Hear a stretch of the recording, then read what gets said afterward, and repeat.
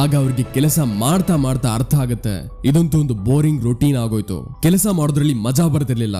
ಈಗ ಏನ್ ಮಾಡ್ತಾರೆ ಈ ಜನ ಯೋಚನೆ ಮಾಡಿ ನೋಡಿ. ಕೇವಲ 26% ಜನ ತಮ್ಮ ಕೆಲಸನ ಇಷ್ಟಪಡ್ತಾರೆ ಮತ್ತೆ ಅದನ್ನ ಪೂರ್ತಿ ಪ್ಯಾಷನ್ ಜೊತೆ ಮಾಡ್ತಿದ್ದಾರೆ. ಕೇವಲ 26% ಜನ ನನಗೆ ಕೇಳ್ತಿದ್ರು, ಯಾವಾಗ ನಾನು ಗಂಟೆಗಳ ತನಕ ಹೆವಿ ವರ್ಕೌಟ್ ಮಾಡ್ತಿದ್ನೋ ಆಗ ಜನ ನನಗೆ ನೋಡಿ ಹೇಳ್ತಿದ್ರು, ನೀವು 5 ಗಂಟೆ 6 ಗಂಟೆ ವರ್ಕೌಟ್ ಮಾಡ್ತೀರಾ ಆದ್ರೆ ನಿಮ್ಮ ಮುಖದ ಮೇಲೆ ಸದಾ ಒಂದು ಸ್ಮೈಲ್ ಕಾಣುತ್ತೆ. ಬದಲಿಗೆ ಬೇರೆ ಜನ ನಿಮ್ಮಷ್ಟೇ ಶ್ರಮ ಪಡೋರು ಅವ್ರ ಮುಖ ಯಾವತ್ತೂ ಇಳ್ದಿರುತ್ತೆ.